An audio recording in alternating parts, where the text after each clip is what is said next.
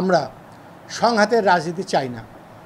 কোনো রকমের সংঘাত, সহিংসতা, প্রতিহিংসা এগুলো আমরা রাজনীতিতে আনতে চাই না। রাজনীতিতে আমরা গুণগত পরিবর্তন আনতে চাই, সেই লক্ষ্যে কাজ করছি।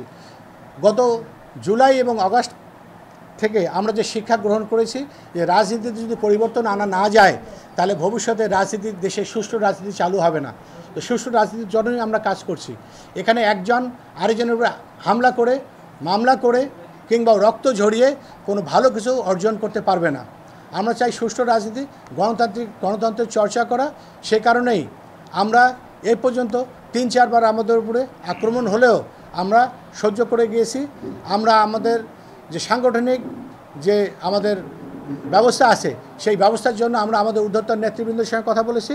আমরা আশা করছি তারা এই ব্যাপারে ব্যবস্থা নেবে। আমরা এখনও ধৈর্য ধরে আমরা অপেক্ষা করছি সেই কী ব্যবস্থা গ্রহণ করে সেই জন্য। কিন্তু আমরা নিজেরা আইন হাতে তুলে নিতে চাই না। আমরা এবারে মামলা করব। এর আগে যে সমস্ত কাজে আমরা মামলা করি নাই, আমরা এই কথা চিন্তা করেছি যে আমরা যদি মামলা করি আমাদের দলীয় কর্মীদের বিরুদ্ধেই মামলা হবে, বিএনপির বিরুদ্ধেই মামলা হবে। সেই মামলাটা না করার জন্যই আমরা চিন্তা করেছি যে আমরা দলীয় কর্মীর বিরুদ্ধে প্রাণী হয়ে মামলা করতে চাই না। কিন্তু বর্তমানে এটা অনেক বেশি এক্সেসিভ হয়ে গেছে, যেটা আসলে আর নিজেদের মধ্যে রাখা সম্ভব নয়। কারণ যে পরিমাণ ক্ষতি হয়েছে এবং যতগুলো লোক আহত হয়েছে, এখন আসলে এটা আইনগত ব্যবস্থা না নিলে ভবিষ্যতে হয়তো আরও বেশি ক্ষতি হবে। জি বলেন।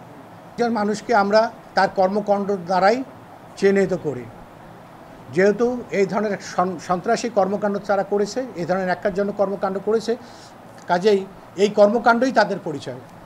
এই বিষয়টা তারাই ভালো বলতে পারবে। তবে এইটুকু বলা যেতে পারে, আমরা যেহেতু এখানে অল্প কয়েকদিনের মধ্যেই আমাদের রাজনৈতিক কর্মকাণ্ডে ব্যাপকভাবে অগ্রসর হয়েছি, তো সেই ক্ষেত্রে এটা প্রতিদ্বন্দ্বিতা না মনে করে তারা প্রতিহিংসার কারণেই এই সমস্ত কর্মকাণ্ড করেছে বলে আমি বিশ্বাস করি।